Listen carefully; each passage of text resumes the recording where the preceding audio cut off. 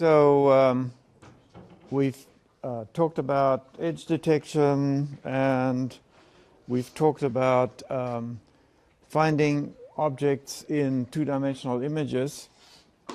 And in particular, we discussed the PatQuick patent, which provides an efficient way of doing that by building a model based on some training image, and then using probes to collect evidence about a match, and building a score, and then looking for extrema in that score, multidimensional score surface, where the multiple dimensions were the pose, translation, rotation, scaling, etc.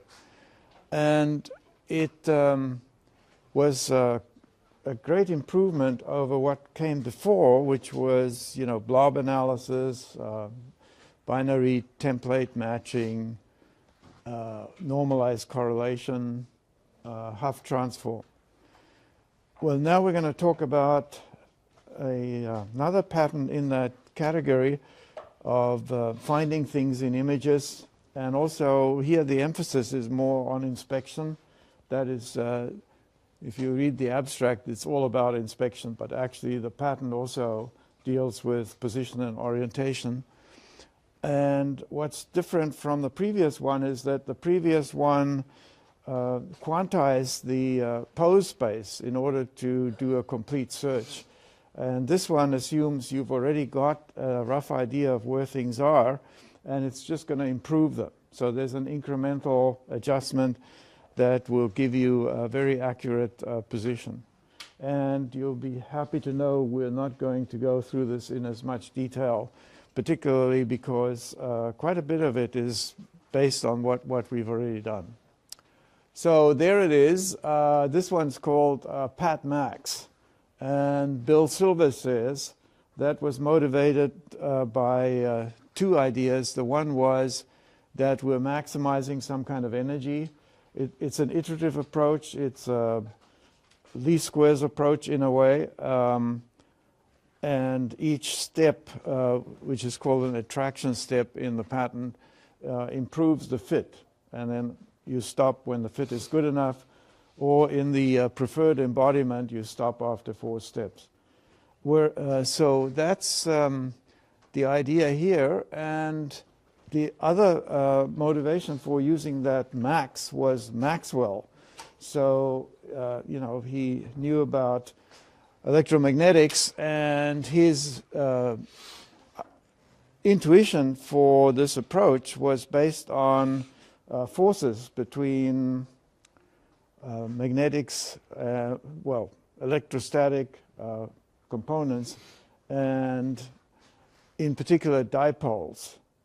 And it turns out that intuition is completely wrong because those do not have the properties he wants in here. And in fact, a much better analogy would be springs, a mechanical analog. So the idea is if you're trying to fit two things together and you can identify corresponding parts, imagine connecting them with a spring that they'll attract each other. And what the system will do after a while is minimize the energy. It'll rotate and translate and do whatever so that the springs are as least extended from their rest position. And we'll explore that a little bit further. But in the pattern, it's all about fields and stuff like that. So, the usual stuff, application dates and prior patents, and the inventors and the signee and references. And you'll see here the first reference is Huff. That's the one we talked about last time. And then there's a whole abstract which is mostly about inspection. But really the patent is a large part about alignment. And here are more patents and other publications. And if you read through them, you'll see that some of them are from the old AI lab. And here's figure 1. So figure 1 looks a little bit like a figure we've seen before. There's a training image, and there's some sort of training process which generates a pattern. Which, we called that a model before. So they purposefully changed the terminology here to avoid confusion. So what we called probes before are now called dipoles, but they're the same thing. They're a position and a direction and a weight. So training in the previous patent meant that we created a model, and the model consists of probes, and the probes are created by edge detection. So that's training. And similarly here, training here is going to be an edge detection process that produces edge dipoles and a field, a two-dimensional vector field, and that's training. Then you have a runtime image, and at runtime you're performing a attraction process that iteratively finds a good pose, assuming that you have a starting pose. So this one assumes that you already have done something to get an approximation. For example, you could run PatQuick.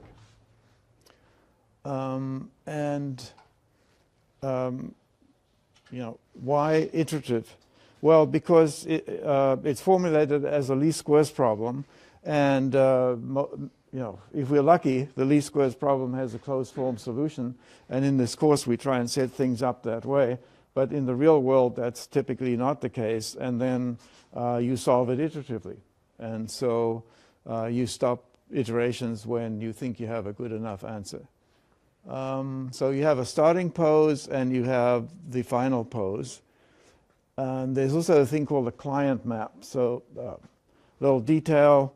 You want to work in an orthonormal, in a Cartesian coordinate system. Well, your pixel positions may not be on a square grid. So the client map basically maps whatever you've got onto a nice square grid. And that's important because a lot of cameras do not have equal spacing in X and Y.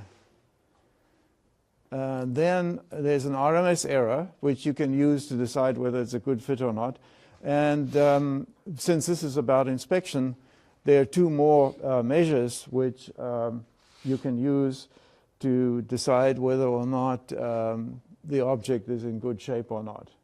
Okay, and we get out evaluated things which are used in inspection in this diagram. Okay, let's go on to the next one. So, when I first saw this figure, I thought, oh, okay, they forgot to actually put anything into this figure. But that's to illustrate the client map. So suppose your camera has pixels that are rectangular, then you need to map from that to a square pixel array. So just minor detail. Okay, so this is the training. We have a training image. We do the feature detection, edge detection.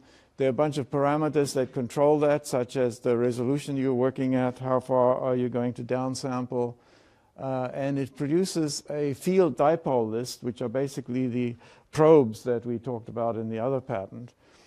Position, direction, and a weight, and maybe more. But more importantly, it produces a field. So the idea is going to be that when you put down the runtime image, it's going to have features that you would like to align with features of the training image.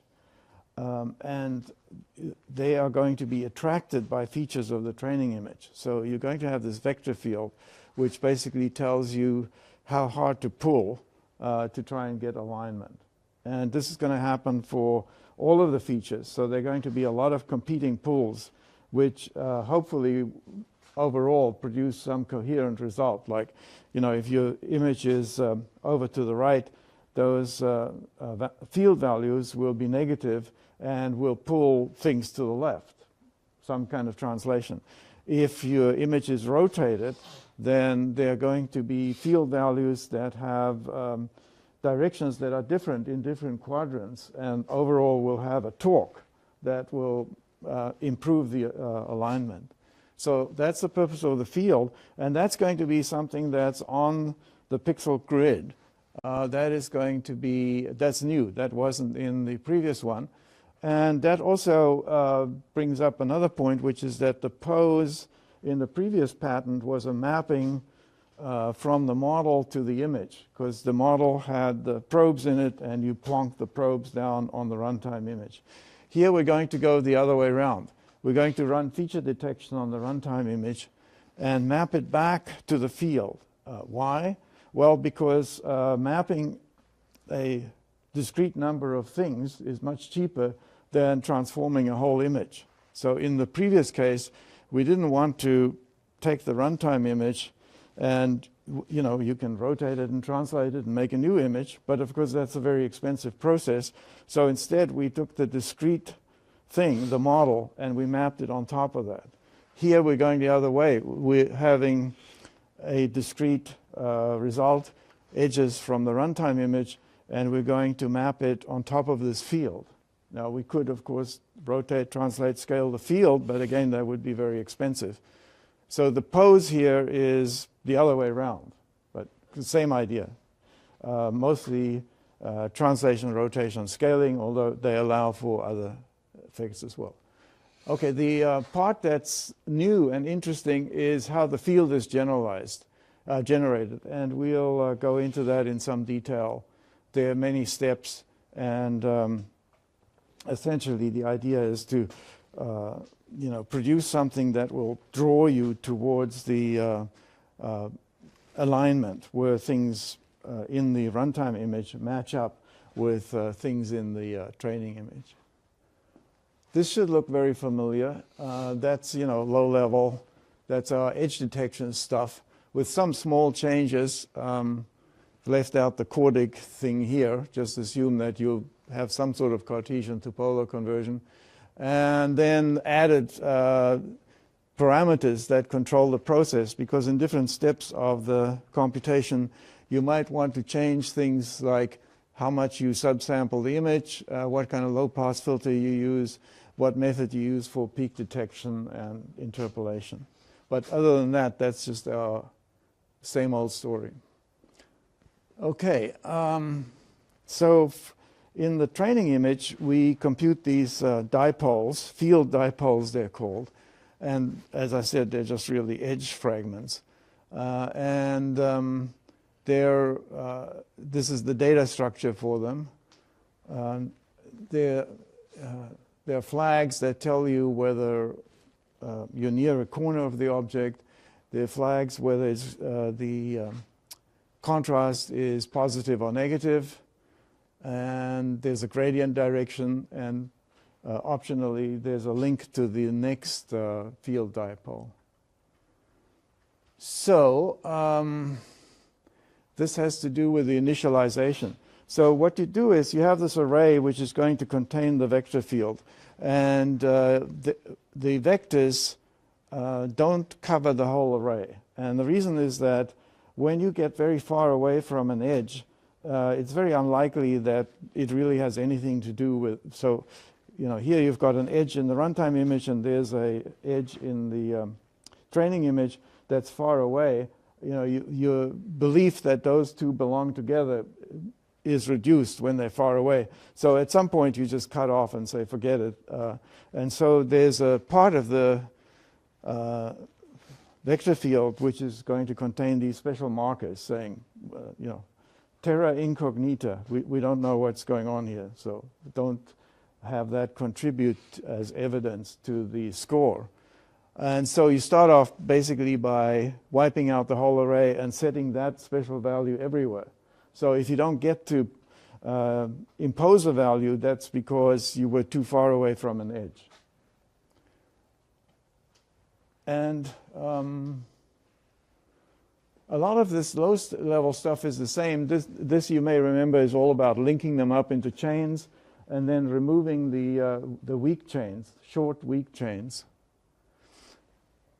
And so here we have the starting values imposed on that field. So we've now taken the pixels in the field that directly correspond to edge points that we know about, field dipoles, and we've given them a value, and the value corresponds to the distance from the edge and the direction. So it's not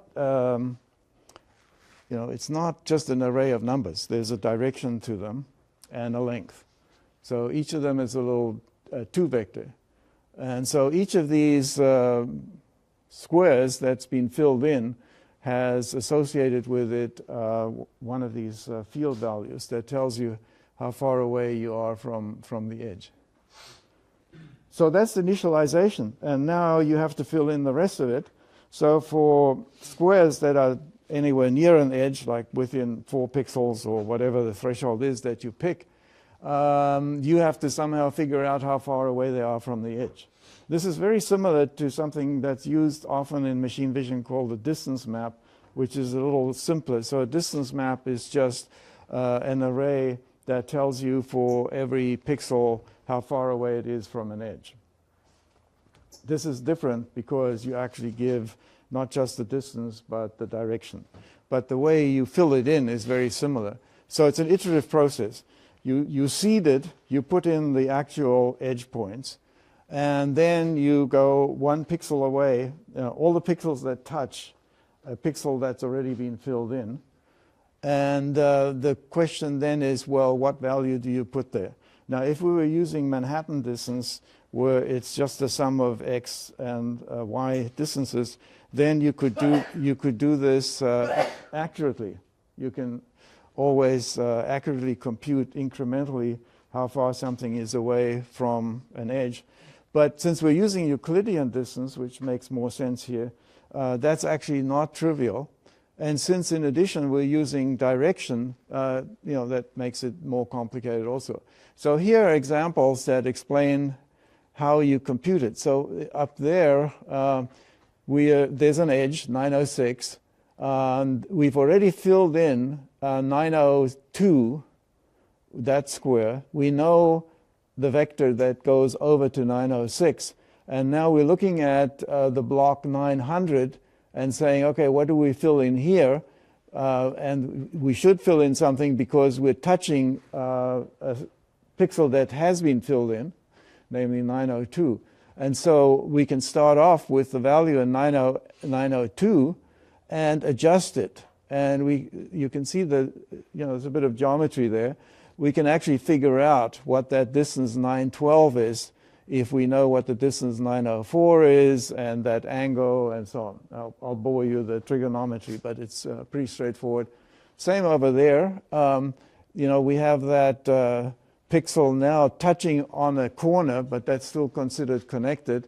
So one of them has been filled in, namely the pixel 932 has a vector 934 that goes to the edge. And now we're filling in the pixel 930 by extending the distance that we have from the other pixel and so on. And so that's the process. And we iterate a number of times until we decide that now we're so far from the edge that it's probably not a good idea to consider these edges to match. So we're sort of building, one way of visualizing it, if we forget about the fact that they're vectors, is as a kind of groove along each edge. So, it goes up as you go away from the edge. That's the distance map. So the distance map is this terrain which at any place tells you how far you are from the edge. And now when you plonk down an edge from the runtime image, it's you want it to, by gravity, get pushed down to run down the slope. Now with one edge, of course, it'll just run through the bottom. But with lots of edges, they're all going to have their own local influence of where they should go.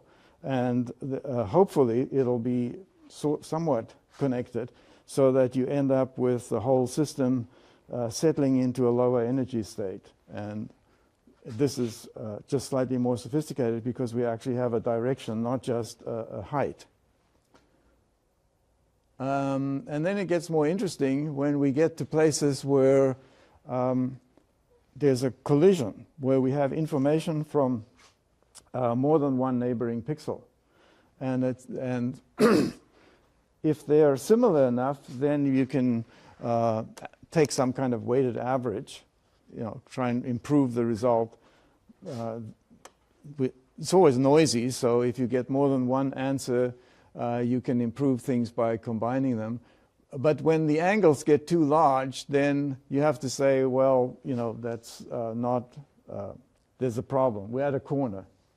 So here's an example of the first step after seeding. So we've seeded it with the edges that are in there, and now we've extended it by going 1 pixel away from those seeds, and each of those vectors is the force, and it tells you how far you are from the edge and the direction to the edge. And in the process, you will end up looking at points on the edge that are not the original points from edge detection. Just as in the other case, we started off with points on the grid that were produced by that edge detection step, but then we interpolated our own points because we wanted a certain number of points per unit distance and not necessarily based on the pixel spacing. Similarly here, the tips of these arrows don't point at the original edge pixels, they point somewhere else, and we record those. Now for some purposes, the vector field is the force is all you use, but they also optionally allow you to record more information, such as what is the closest field dipole. So then you have options on matching. Now here there are no conflicts yet, and now we've taken the next step. We've moved outwards again 1 pixel from where we were, and we filled in another bunch of pixels now with longer vectors, larger force, because we're further away from the destination. There should be a larger pull. It's a little bit like a spring. We're pulling more when the match is over a bigger gap. And the X marks the first place where there's a conflict, because we could have extended this vector here to fill in this pixel, or we could have extended this one, and they obviously have very different ideas about where the edge is, and so we mark that as a corner position, which will then be not contributing to the process later. So you don't want to just blindly use this map. You want additional information, and that additional information could be contrast direction. So that's the simplest one. Or you might actually look at the directions of the vectors. How close is the runtime gradient match up with the direction of the vector in the field? Or how close is the direction of the gradient in the runtime image with the nearest field dipole gradient? Because when you get over here, that direction may be different from this one. So they they leave open all of these options. And the process is going to be the same. You're trying to minimize the energy in the system. And you can see how this is better modeled with a mechanical system where you have springs. So suppose you know that there's a runtime dipole here that matches this model dipole, then you can think of there as being a spring between the two with 0 rest length, so that when you pull it out, it'll want to shorten, and so the minimum energy state is the solution. The one thing to keep in mind is that, as we've mentioned many, many times, with an edge, often we know accurately how things work in one direction and not the other. So over here, when we're talking about a match with an edge, we can't really say that we are matching a particular point on the edge. We just know that it's matching that edge. And so the idea of the spring isn't also completely accurate. What we really want is a slightly more sophisticated model that has like a little carriage that can run along the edge, right? So there's a spring, yes, but we don't really care where the other end of it goes. So we could have a little mechanical device that can slide along the edge. And so that mechanical analog is basically the actual algorithm, not dipoles and electrostatic fields and stuff like that, even though that's the language used in the patent. Okay, so we talked about how to get the training image. Now we use it. We have the runtime image. We do the feature detection on the runtime image.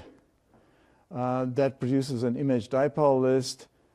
We plonk it down on top of the field, and that creates many, many little forces.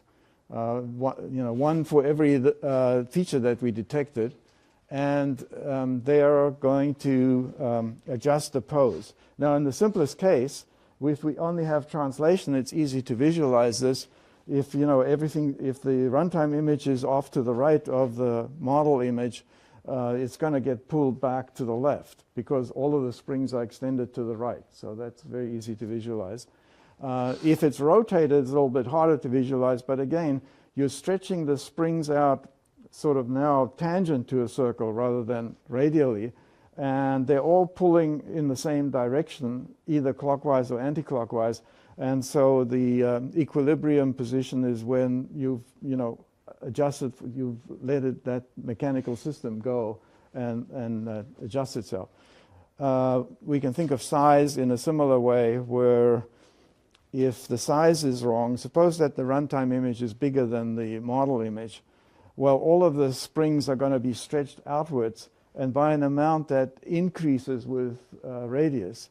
And again, that system will adjust itself by scaling the transformation until those springs are relaxed.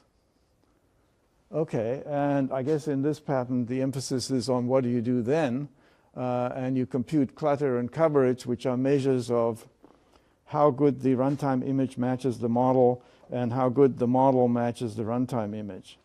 And there are various ways of evaluating the result. Ideally, the coverage will be 100% and the clutter will be 0. Okay, this is more about how the image dipole gets attracted to the pattern boundary.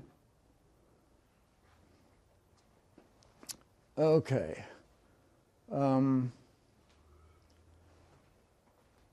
So overall, we're setting up a large least square system, right? So we're saying that each runtime dipole has a certain force exerted on it in a certain direction, and we're going to move all of them in a systematic way to try and reduce the tension, to reduce the energy in the system.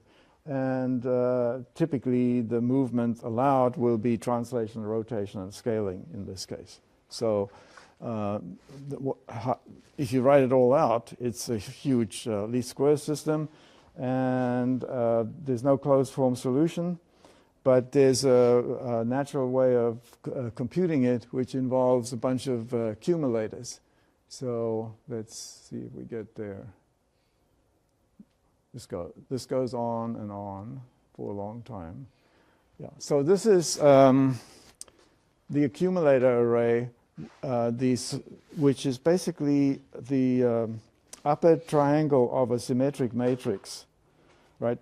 So with a symmetric matrix, we only need to keep the diagonal and everything to one side. And these are sums of, so W is the weight. We already talked about, assigning weights based on various properties that might indicate whether a match is particularly good or not. And then positions in the image. And so these are all what we call moments, things like the integral of something times x to the I times y to the j. So you can see that we need quite a bunch of them. I think I think the matrix is 6 by 6. It depends on how many degrees of freedom you allow. If you allow translation, rotation, and scaling, it's, I guess, 4. But if you allow for all 6 of the general affine linear transformation, then it'll be 6. And so you run through the image And of course, you can actually do it in parallel if you're so inclined, because they don't interact. You're just collecting evidence everywhere and adding it up, and it produces an overall force. And then you adjust. So again, as I mentioned, I'm not going to go into as much detail here as in the other pattern. So these are simple cases. So the top one here is translation only. And this one is translation and rotation. Don't be scared by tensor. You know, as far as the pattern is concerned, a tensor is just a multidimensional array, including array with one dimension or 2 dimensions, and so on. So it builds up to allow more and more degrees of freedom, and motion results. And that's not the end of it, because it's locally linearized about the current operating point. So you don't get the final solution to the least squares problem, but you get a large improvement. And in the preferred embodiment, after 4 steps, it's good enough. But of course, you can use any criteria you like for termination. Okay, let's see if there are any others here. Here's an interesting detail. There's a doubly linked list. So the field dipoles make it easy to move in either direction along the edge, because they're represented in the doubly linked list. So here's multiscale. So for speed, it's good to work at low resolution and get so you have a starting pose, and then you get a low resolution pose at high speed using a low resolution trained pattern, and then you use that as a starting pose for the high resolution stage. So they only show 2 stages of this. You could do more, and also in this case, if you don't need as high a quality starting pose as you do if you just have one stage of this process.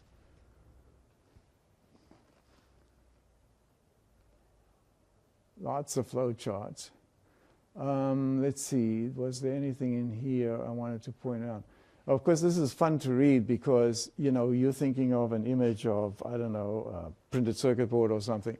Digital images are formed by many devices and used for many practical purposes. Devices include TV cameras operating on visible or infrared light, line scan sensors, flying spot scanners, electron microscope, X-ray devices, including CT scanners, magnetic resonance images, and others are found in industrial automation, medical diagnosis, satellite imaging, blah, blah, blah.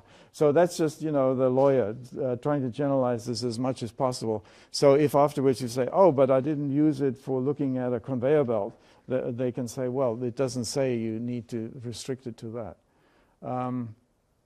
And it explains, the problems with previous methods and why this is the best thing since sliced bread. And then it gives all the details, and then finally you get to the claims. Let's just take a quick look at the claims.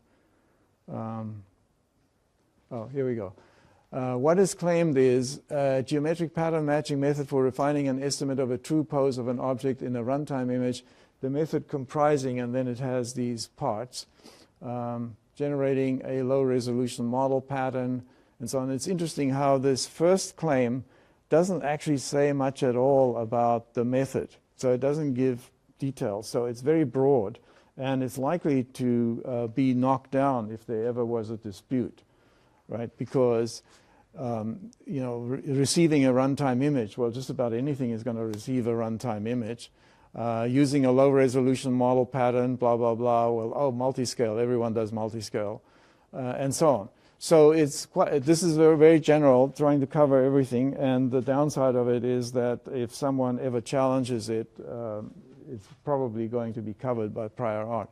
And that's why you have all the dependent claims. So claim 1 is very general. If you're lucky, it'll cover everything, but there's a good chance it'll be knocked down. So then you have claim 2, which is dependent on claim 1, and also includes producing a low resolution error value, producing a low resolution aggregate clutter value, and producing a low resolution aggregate coverage value. So those are all the values used in inspection.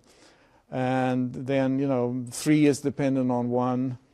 Where in the low resolution error value is a low resolution root mean square error value. So you could use, sum of absolute values instead, but this one specifically says root mean square. And then 4 depends on 2 and so on. And this one has an inordinate number of claims, goes all the way down to 55 and so on. But that's probably all we want to know about that.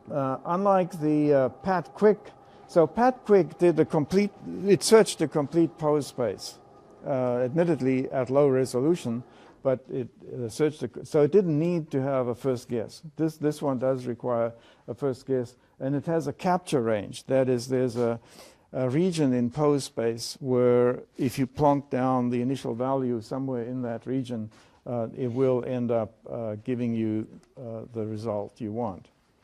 Then we mentioned that the pose here is the other way around, and that's for computational reasons. We don't want to transform a whole array of either gray values, edge values, or whatever, or fields. So it's the other way around from PatQuick. And if you read it, there's a repeated emphasis on how they're trying to avoid thresholding. They're trying to avoid quantization at the pixel level. So everything is sub-pixel. And I think part of that is to illustrate the quality of the result you can expect, and partly to avoid prior art, because the prior art was all pretty much pixel-based and wasn't accurate to sub-pixel accuracy. Then there's the physical analog, which, as I mentioned, calling these things dipoles is misguided. I mean, do you know what the law is between two dipoles? I mean, it's a mess, right? Because it depends on not just the separation between them, but the angle in orientation in free space. I mean, and plus, forget dipoles, think of just electrostatic charges. Well, if you bring them together, you have an infinite amount of energy. There's a singularity. And so, wait, we're bringing these things together, that the runtime edges are on top of the training edges. So there's a singularity, so that doesn't work. But the mechanical analog works very well. It's exactly what they implemented. And it involves springs with that one little change that the springs have to be, one end of the spring has to be able to slide on the edge. Let's see, description not tied to the pixel grid. And I guess we've been over what exactly the field is. And the optional additional items. Okay, then how it's used, starting evidence. So we collect evidence as before about whether this is a good alignment or not. And they have different ways of assigning weights. And that there's this kind of threshold. If you're too far away from the edge, then you don't know what's going on. And there's a kind of unpleasant discontinuity there, where you pull the spring out, and up to a certain separation, it gets stronger and stronger and stronger, and then suddenly it's like it breaks.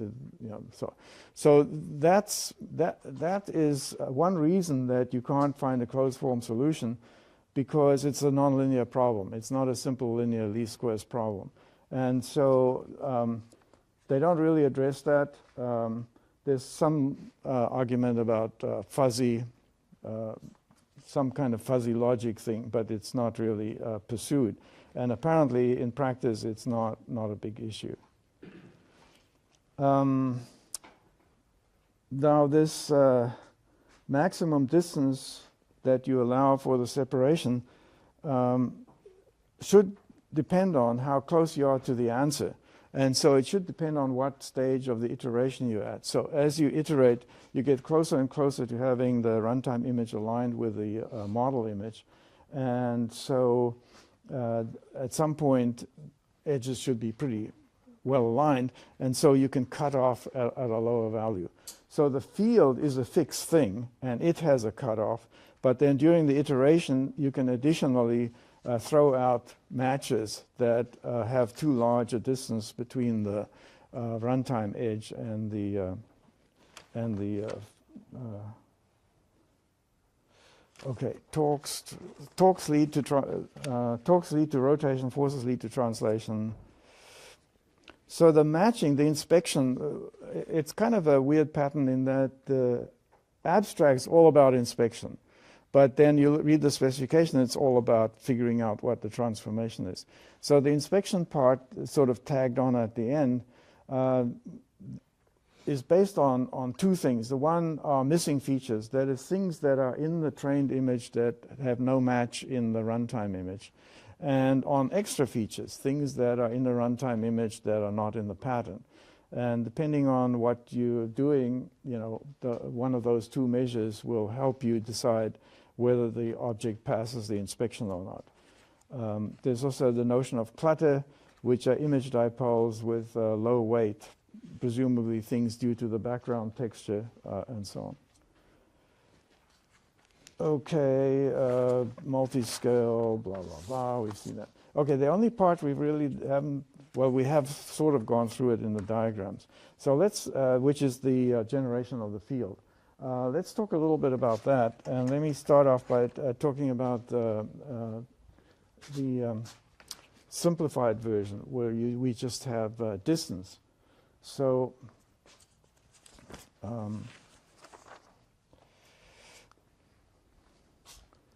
so what does that look like? So suppose that I have a single point and there's no directionality to it.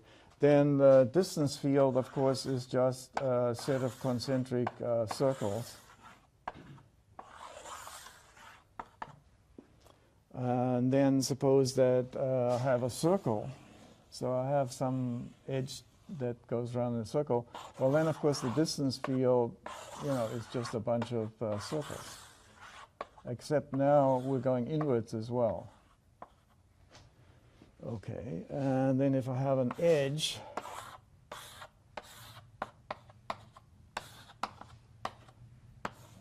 it's going to look like that. And it gets interesting when I have a corner. So if I have a corner,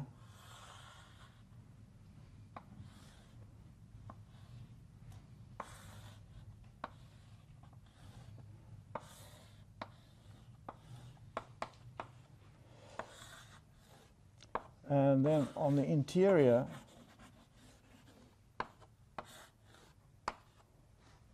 so in computing this, everything's nice and cozy, except right in the corner. Different things happen there. And so that's a potential problem with straightforward, simple methods of filling this in. Now, we're not working in the continuous world, so we're working in a discrete world. And so we have to figure out how to propagate these values. And as I mentioned, if we were working with Manhattan distance, it would be simple because we can add up the changes in x and the changes in y, and we'd always have an accurate result. So if this one is, one of the features, then this is 1 away, that's 1 away, that's 2 away.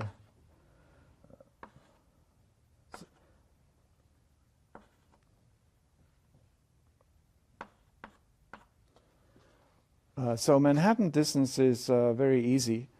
Euclidean is not. And there's actually a whole bunch of papers on how to do Euclidean in an approximate way that's still good enough and is also very fast. I mean, you can always do it the slow way by basically, if you add a pixel, look at all of the other pixels and see which one is the closest and calculate the square root of the delta x squared plus delta y squared. But of course, that's very expensive. What you want to do is incrementally, as you fill in this distance field, just add another layer of pixels to it. So we won't talk about those, but just to know that that's one of those problems, like what's a good way of sorting? There's this problem of what's a good way of computing the distance transform. And as I mentioned in our case, we actually have vectors. And the figures in the pattern make it pretty clear what to do. I mean, the equations are messy, but the figures pretty clearly tell you what to do. Okay, then we have all of these little local forces, and we talked about adding them up. So one thing we can do is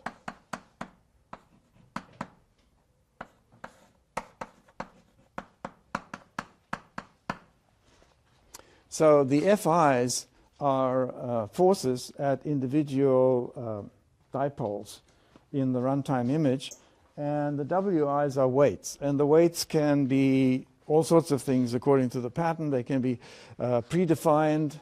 They can depend on the magnitude of the gradient, so you believe things that have a strong gradient more than things that don't, and so on. They can depend on how well the runtime gradient lines up with the field vector.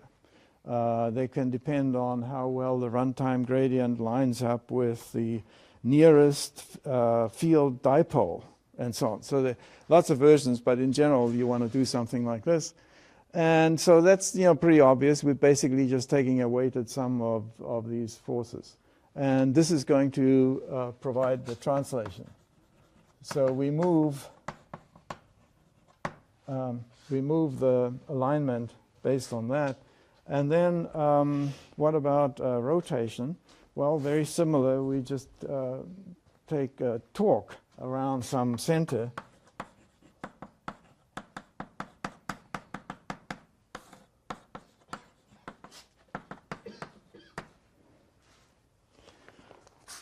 So that's going to give us rotation. And so I can just conveniently take the cross product of the vector from some center. The rotation is going to be about some center. Most conveniently, it's the center of the image. So Ri is measured from there, and this is the torque that's exerted by all of those springs, and that will tend to make the runtime image move. So this is a little bit funny because no, it shouldn't be under, it's not a vector. So a torque is a scalar, which is rotating, it's 1 degree of freedom. But over here, we've got the cross product of two vectors. So what's going on there? Well, being a little sloppy with the notation, but the cross product of those two, they're both in the plane, and so their cross product is going to be sticking out of the plane. So if I wanted to be, pedantic, I could say that. Take the z component. There's only a z component, but make it into a scalar, basically. And then we can have scaling, I suppose, although that's less common.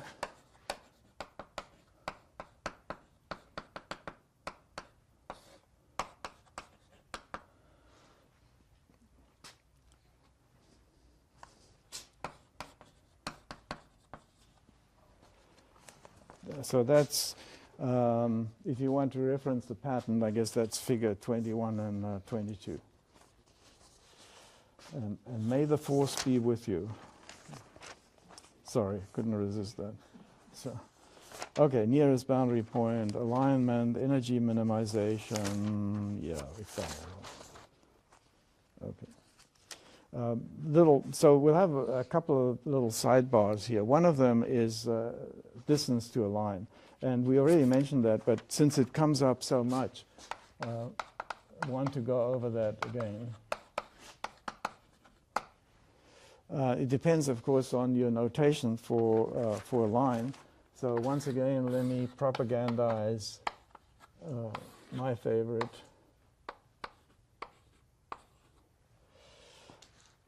And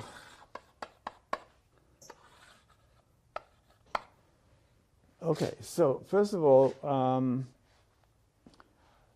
we can rotate into a coordinate system that's lined up with the line. So we get x prime is x cos theta plus y sine theta, and y prime is...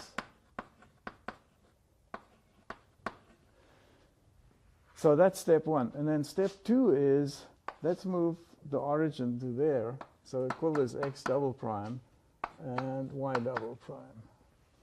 So x double prime is just x prime, and y double prime is y prime minus rho. So y double prime is minus x sine theta plus y cos theta minus rho. And the line is the locus of y double prime equals 0, right? That's by construction. And so we can write the equation of the line as x sine theta minus y cos theta plus rho is 0. And that parameterization doesn't have any singularities. It doesn't blow up when the line is going straight up or straight across or anything.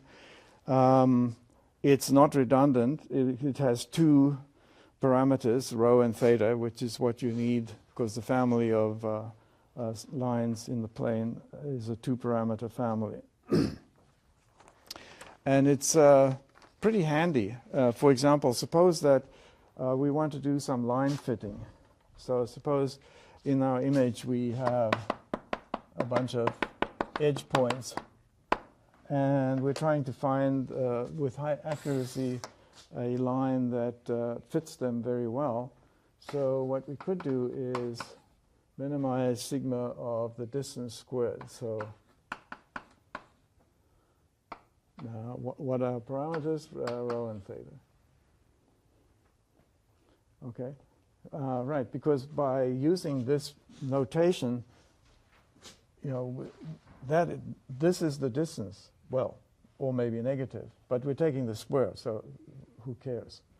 And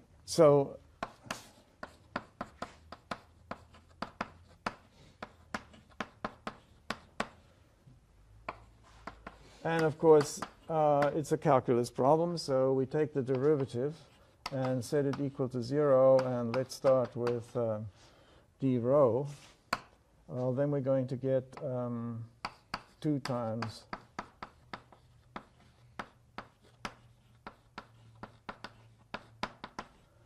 and so forget the 2.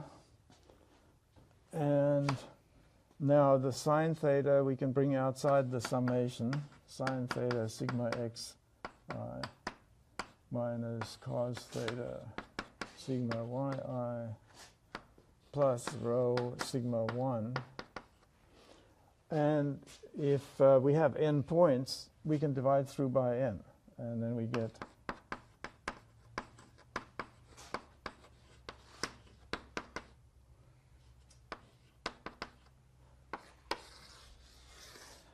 right, because sigma of 1 is n, and so if you divide by n, we just get 1. And so what does this say? So x bar is the average, is 1 over n, and of course y bar, you know, correspondingly. And so this says that there's a relationship between, so it doesn't give us rho yet, it doesn't give us theta, but there's a strong relationship between them. And this says that the line has to go through the centroid, right? Because if I plug in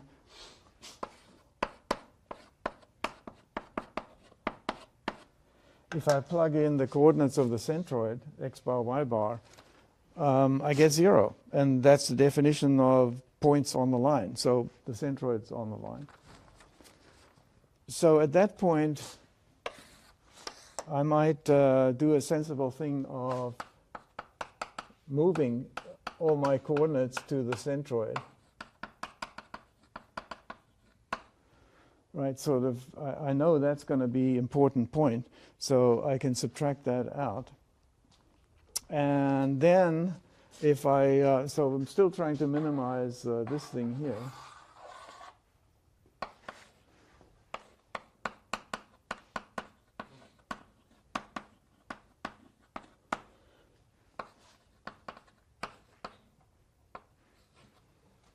And if you if you plug in, so turn this the other way around.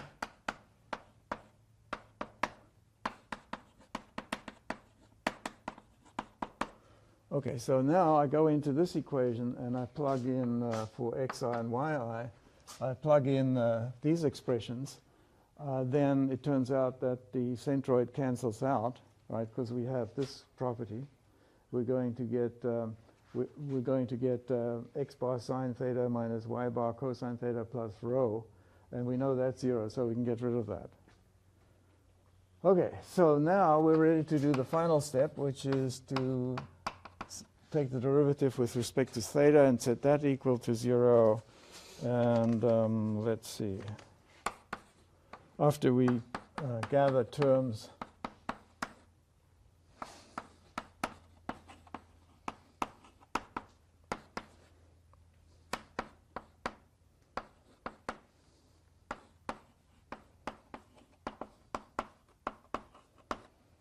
right, so that's what we're going to get is 2 times this expression times its derivative, and if you multiply all that out, you get this.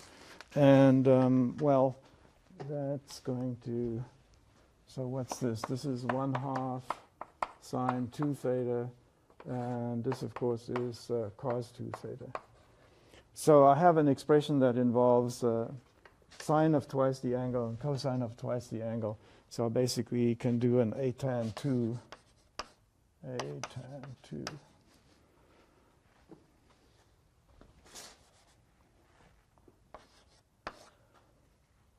of,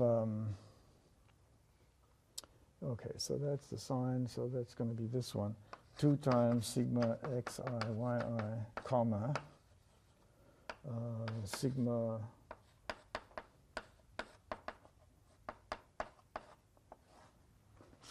so we use a tan 2 so we don't have the ambiguity about which quadrant we're in, and we don't have things blowing up. Sorry, that looks kind of a mess, but obviously this is the sine part, if you like, and this is the cosine part of the tangent, so we just take those 2 quantities. And that least square solution has the benefit that it's independent of coordinate system choice. What do I mean by that? It means if I have a different coordinate system, different position, different rotation, of course I'm going to get a different answer. But in that coordinate system, that will be the same line. Right? Why do I make a fuss of that? Well, because that's not true if you fit y equals mx plus c. So now there are circumstances where fitting y equals mx plus c makes sense. If you happen to not have an error in x, if you assume that all the error in fitting is in y. So x is some quantity you have complete control over, y is something you measure, then fitting y equals mx plus c makes sense. But here we're talking about image coordinates. There's nothing different about x and y or different rotations and so on.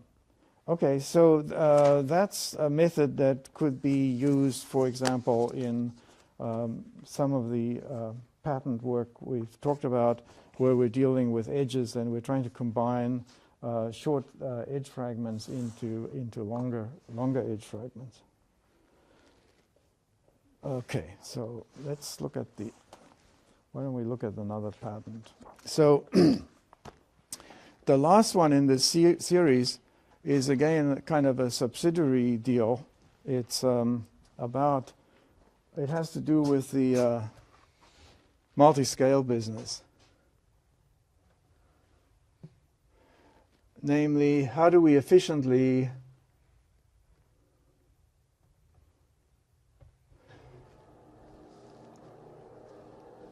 so we keep on talking about that multiple scales.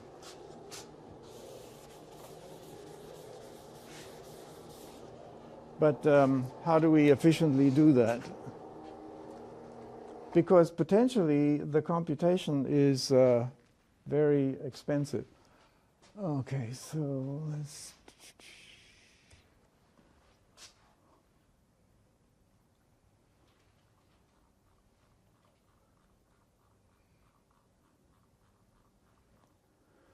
Okay. Right, because convolution is expensive.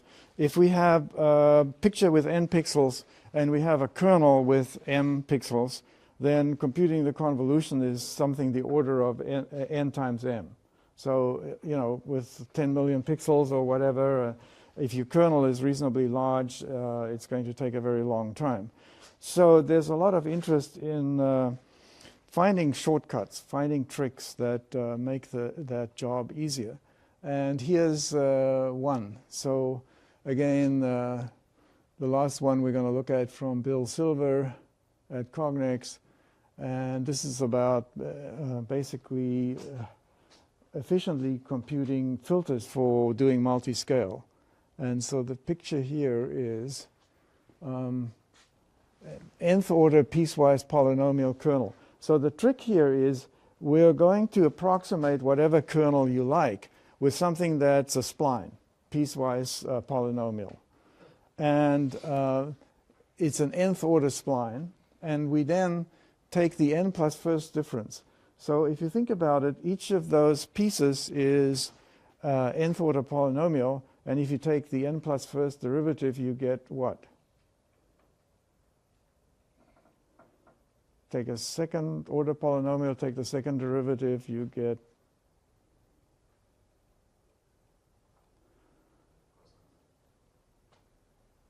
zero. Okay, so, and why is that good? Well, it's easy to convolve with zero. So what's the trick? Well, the thing is that where you splice together the polynomials, you may have a discontinuity. Not perhaps in the value, but perhaps in the derivative, or maybe not in the value and the derivative, but in the second derivative, and so on. So, but the result is that it's sparse. No matter what you do, it may be a little complicated at those transitions, but large parts of it are zero. So if you do the convolution, your kernel has very small support. And so it's very efficient. It's very cheap to compute. So let's see, what do we got? Filter parameters. So you can pick different filters based on this. Then you get your signal, and this is the 1D version. You sample it, you convolve it with that now sparse function, but then you have to undo that. And so you do the n plus first sum, which is the inverse of the n plus first difference. Right? And finally, you normalize, and there's your filtered signal. So that's the basic idea. Now, there's some things hidden in there that are pretty important. First of all, that the n plus first sum is the inverse of the n plus first difference. But that sort of makes sense because if you keep on left to right adding things up, that's the exact inverse of stepping through and subtracting neighbors in either order. Right? So it makes sense on one difference, and then you can convince yourself that, well, these operations commute. So if I have, let's call them D and S. So let's suppose that this is the identity, and then what we want to convince ourselves that this is also the identity, D times D and S times S. So we take two differences and then we take two sums. Well, because these operations commute, I can write this as ds, ds, right? I switch these around. And of course, I know that this is the identity and that's the identity, and I'm done. And that generalizes to n plus 1 differences and n plus 1 sums. So that's one idea in there, that we can sparsify convolution and make it cheaper, and that we can undo that sparsification by taking sums. And if you go through the algebra figuring out how many operations, you always come out, well, pretty much always come out ahead. That's one idea. The other idea is that we're kind of mixing up convolutions and differentiation. And that's a slightly more subtle point, but we can think of integration and differentiation as convolutions. So let's think about integration. So what would you convolve with to get an integral?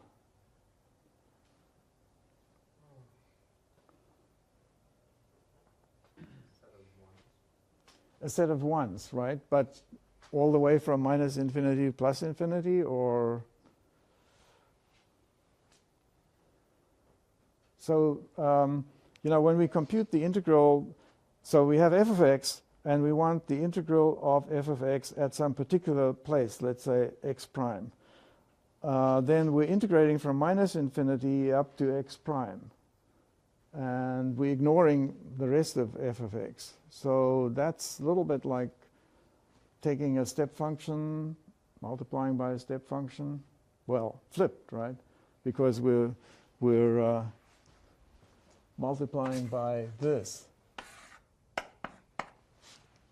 and then adding the result. So we'll talk about that a little bit more. So without that being mentioned in the pattern, it's depending critically on the fact that derivative operators can be treated as convolutions. Not convolutions with real functions, because we need impulses and stuff. But if we allow impulses and distributions instead of functions, then we can treat them. And once we do that, we have all of the power of convolution and all of the nice properties of convolution. So, for example, convolutions commute. Why is that? Well, because the Fourier transform of convolution, as you may remember, 603, is the product in the transform space, right? And products commute. So if convolution converts into a product and the product commutes, that must mean that the convolution commutes. Similarly, associativity. If I've got A times B times C, I can think of that either as multiplying A times B first and then taking the result and multiplying by C, or I can think of it as multiplying B by C first and then multiplying A by that. Well, since, again, the transform of convolution is multiplication, the same must apply to convolution. So we can switch things around, which is what I did over here. Here I use commutativity, but we're also going to need associativity. So we can associate in convolution, which is going to be very powerful and allow us to switch things around between the signal and the filter and so on. Okay, so let's continue with this. So that's the same picture. The pattern examiner just liked that and put it on the first page. And let's look at what we have here. So this smooth curve up here, it could be a kernel for some sort of smoothing filter, perhaps an attempt to roughly low-pass filter a signal or approximate a Gaussian or something. Okay, but it turns out that this is composed of segments that are each quadratic. And so now we take difference, or in the continuous world, derivative. And what do we get are these straight lines. Why are they straight lines? Because this was second order, so you take a derivative, it'll be first order. Okay, but it's not sparse. We're not done. So now we repeat that. We take another derivative, and because this is just a ramp, we get a constant value. And then this is a ramp going down, so we get a constant value on second derivative. And that's a ramp, get a constant value on third derivative. We're not done yet. We've, remember n plus first, so we have to do one more derivative. Well, what's the derivative of a constant? It's 0.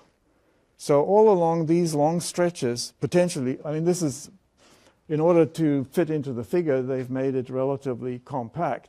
But you could imagine we could do this over a longer extent. All of these areas, we get nothing. We get 0, which is what we want. It makes it sparse. But at the transitions, at the places where these quadratic things were spliced together, we do get a result. And amazingly, there are only two non-zero values. There's only that value and that value. So instead of having to convolve with something that's, 20 non-zero values, we convolve with 2, which is really cheap. Plus, they're the same magnitude, so we don't even have to multiply. We just subtract. But then we don't get the answer we want. We get the third difference of the answer we want. So now we take the result and we just left to right sum it up once, twice, 3 times. Right? So it's very, just like first difference is such a simple operation, this is also a simple operation. We start with 0 at the left, and we just keep on adding the values and writing them into an array. And then we do that with that new array, same thing. And then we do that with the results of that. And if we've done it 3 times, we're done. So there's a certain cost to that, but it's nothing compared to the cost of doing the convolution with the original function that had large support, had non-zero values for many points. So this is kind of the textbook example of this method because it's giving us a very high compression. The result after taking the third difference is very small. Let's see, first, second, third, third difference. Okay, so that's the basic idea. Here's another one. Oh, wait, is that the same one? Yes, that's the same one. So, okay, and so here's the circuit for doing that. So here's the one-dimensional function. Think of it as a row in the image. And there's a sampling operator which picks out every fifth value, 4 of them. And those are they are the results of that third difference of the convolution function. And then we convolve. Oh, I think I screwed up here because there's non-zero values at the end as well. Right, so there's this value here and that value. So there are actually 4 non-zero values in this example, and 2 of them are magnitude 3 and 2 of them are magnitude 1. Okay, so that's why we're reading out 4 values. And the outer ones are multiplied by plus and minus 1. The inner ones are multiplied by plus and minus 3. And we add them up. And that produces a new one-dimensional stream of numbers. And then we push it through 3 accumulators. And out comes the result. Okay, let's see. And so that's just a picture of a accumulator where we keep the old value and we add in a new value. I'm not sure why we need a diagram for that, but and that's the actual convolution operation. And then we can, often we want to control the bandwidth. We want to control how much we reduce the resolution of the image. Well, here we can do that very simply by changing the spacing between those 4 non-zero values. So we can stretch out that spline horizontally or compress it just by changing S. And so here we're looking at the ith pixel and the I minus S plus 1 pixel and the I minus twice S plus 1 pixel and the I minus 3 times S plus 1 pixel. So we can change the scale very easily, and notice there's no change in the amount of computation. Whereas if you were using the full original spline, or whatever it's an approximation of, like a Gaussian, then as you increase the size, of course, the computation goes up. So here, since we're only doing any work where the parts of the spline are spliced together, that doesn't change. So we can easily control the filter parameter. Here's another one. Let's go through this one. So this one, we have this curve up here that's, I think, a parabola upside down. We take the first difference, right, so that second order is first difference is first order, and we get this line. And then we take the second difference, and because this has a constant slope, of course, we get a constant value for the second difference. We're still not done because it's still not sparse. We take the third difference, and of course we get 0 all the way in here. Now this time the ends are more complicated because the discontinuity, there's a discontinuity not just in higher derivative, but in the first derivative. It's continuous in the function itself at the ends, but the first derivative has a discontinuity. And that means that the second and third derivative are going to be more complicated. So we have these spikes at the end, and there are two non-zero values in each of these spikes at the two ends. So it's just another example of, so if, for example, you decide that the Gaussian is a good filter for you to use because of its whatever transform properties, then you can fit a spline to it. And instead of doing the expensive computation, or suppose that you say, okay, I know that the ideal low-pass filter has a sinc function in the spatial domain. Well, the sinc function for a start goes on forever, so that's going to be a problem. But also, it doesn't have a sparse support. It's non-zero almost everywhere. So I can fit a spline to it, and we'll be doing that. And that's a particular of importance for us, because we want to work multiple scales, so we have to subsample. Nyquist tells us, as does Shannon and whoever invented it first, who wasn't Nyquist, that we have to be careful that the sampling produces aliasing artifacts unless we've cut out the high frequency content before we sampled. And so we have to be able to at least approximately low pass filter our images. And so how do you do that? Well, you can convolve with the sinc function, but that's very expensive to even approximate directly. If we can approximate the sinc function with one of these splines, then we can make that a reasonable premise. I'm not sure there's okay, there are more examples. It doesn't have to be just a lump. So here we have a function that has a positive and a negative peak. Maybe that's an approximation to a first derivative operator. And again, we take the first derivative, we get the ramps, second derivative, we get constants, third derivative, we get zeros. And with something at each of the transitions where the splines are stuck together, and we reduce the computation dramatically, because in this case we have 1, 2, 3 non-zero values. And there's, okay, five non-zero values. And this is just about, clever details on how to do the sampling efficiently. And that's in the y direction. Now we can do the same in the x direction. We can do the same in the y direction. And the idea would be that we run the convolution in the x direction, and then we produce a new image.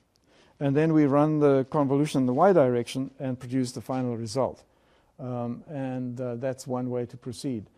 What this diagram shows is that you can do better by combining those two operations. So you do still need some intermediate memory, but you don't need enough memory for a whole image. You only need a memory large enough for the convolution in the other direction. So here we go through the y convolution using the methods we just described, and we keep a few rows, and then we run the x convolution on that, each of these rows. And so that kind of brings up another issue, which is it seems very efficient to do 1D convolutions, but 2D convolutions are expensive. And so, there's a open problem, which is, can you use this clever idea of sparsifying the convolution in 2D? And I don't know, might be a thesis topic in there. But what you can do meantime is say, in some cases, maybe we can approximate a 2D convolution by a cascade of a 1D convolution in X and a 1D convolution in Y. And we'll look at that as well.